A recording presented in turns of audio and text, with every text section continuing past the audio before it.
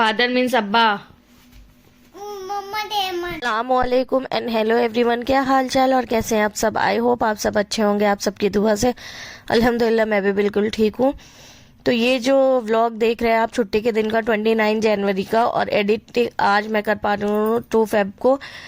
बीच में मुझे वायरल हो गया, मेरी तबीयत ठीक नहीं है अभी, मेरी आवाज़ ज़्यादा अच्छे से नहीं निकल पा रही होगी, तो उसके लिए सॉरी अगर आवाज़ में कोई दिक्कत आ रही हो। तो ये 29 जनवरी छुट्टी का दिन था प्रयागराज में, क्योंकि आप सबको पता होगा 29 को सबसे बड़ा नहान, और यहाँ पर भगदड़ वगैरह होने की वजह से सब कुछ बंद कर दिया गया था। तो ऐसा मौका कभी मेरे घर में साल या 6 महीने पे होता है जब ये जल्दी घर आ जाते हैं। जल्दी भी इन द सेंस कि 3 से 4 बजे तक ये आ गए थे घर, और आने के बाद ये बच्चों के साथ खेलना शुरू हो गए थे। अब कभी साल 6 महीने पे कोई आता है तो लगता है कि उनके साथ कुछ अच्छा मतलब बनाकर उनको दिया जाए, क्योंकि यूजुअली ये जल्दी रहते नहीं, तो शाम में हम भी चाय वाय नहीं पीते, लेकिन अगर ये रहते तो सोचा लाओ कुछ बना भी दे। और शाम की चाय तो हम पीते नहीं, तो इन्होंने कहा चलो कॉफ़ी बना लो, तो वो हमने सोचा लाओ कुछ और भी बना के खिला देते हैं, तब फिर कॉफ़ी बनाते हैं। बना रही थी फ्रेंच टोस्ट, क्योंकि 5 से 6 का टाइम हो रहा था। उस बीच कुछ ऐसा मसाले वाला हैवी खाने का मन नहीं करता, तो सोचा लाइट सा कुछ बनाते हैं, फ्रेंच टोस्ट ही बना देते हैं। तो फ्रेंच टोस्ट बना रहे थे। इसमें आपको कुछ नहीं करना, एक कटोरे में एक एग लेना है, थोड़ा सा शुगर लेना है, और थोड़ा सा उसमें मिल्क लेकर उसको अच्छी तरह मिक्स कर लेना है।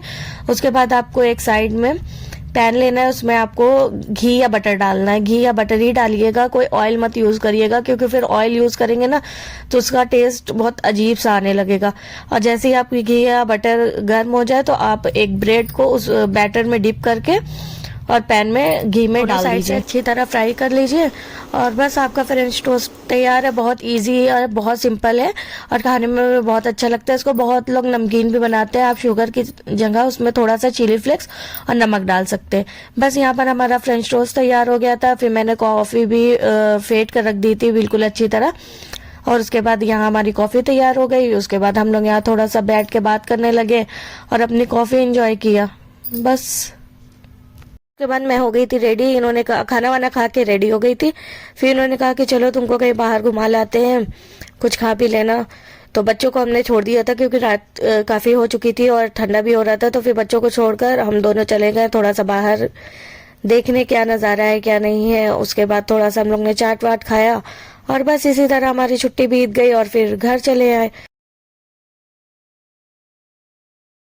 उसके बाद ये नेक्स्ट डे का क्लिप है।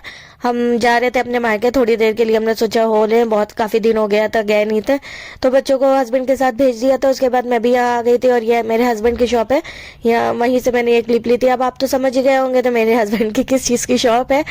अगर जो नहीं समझा वो बताइएगा, और जो समझ गया वो भी बताइएगा कॉमेंट करके। और ये देखिए बच्चे बाहर खेल रहे थे। हस्बैंड की शॉप के बाहर ऐसे छोटे छोटे कुछ बच्चे रहते जो खेलते रहते, बच्चे उनके साथ खेल रहे थे। और उसके बाद यहाँ से मेरे हस्बैंड हम लोग को लेकर निकल गए, और अपने BMW पे बैठा कर मुझे ले गए अपने घर, मतलब मेरे मायके।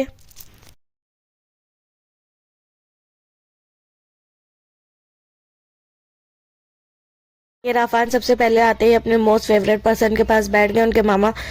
मुझे लगता है कि बच्चों के अब्बा के बाद सबसे फेवरेट उनके मामा या चाचू ही होते हैं, और मेरे बच्चों के भी चाचू, अब्बा के बाद चाचू और मामा ही सबसे मोस्ट फेवरेट पर्सन है, जो लोग को सबसे पसंद है। तो वो सबसे पहले आती है अपने मामा के पास बैठ जाता है। मैं आ गई अपनी मम्मा के पास, उनको सलाम किया। उसके बाद जब यहाँ आई तो पता चला मम्मा और साबिया यानी मेरी सिस्टर दोनों रोज़ा थी। तो यहाँ पे बहुत सारे लवाजमात बने हुए थे, तो मेरे हस्बैंड को भी रोक लिया गया। वो छोड़कर तुरंत चले ही जाते, तो उनको रोक लिया गया कि भाई रुक जाइए, बहुत कुछ बना हुआ है तो खा कर जाइएगा। और बस जैसे ही नानी ने देखा कि बच्चे आ गए, तो बच्चों का सबसे फेवरेट है खस्ता, नानी ने सबसे पहले खस्ता बना दिया। और यहाँ ये लोग मामा को पाते ही अब्बा को भूल गए और मामा के साथ बैठकर खस्ता एंजॉय कर रहे हैं। ये देखिए आजकल बच्चों के कितने यूनिक यूनिक खिलौने आ जाते हैं 5 रुपए में सिर्फ। तो ये फ्रॉक कितना अच्छा लग रहा है, इसको ऊपर नीचे करने पर ना वो ड्रम बजा रहा है, उसकी आग भी ब्लिंक करती है। हम लोग के टाइम पे तो ऐसे बिल्कुल भी इतने सस्ते खिलौने नहीं मिल जाते थे इतने कम पैसे में। चलिए फिर मिलते हैं नेक्स्ट व्लॉग में, तब तक के लिए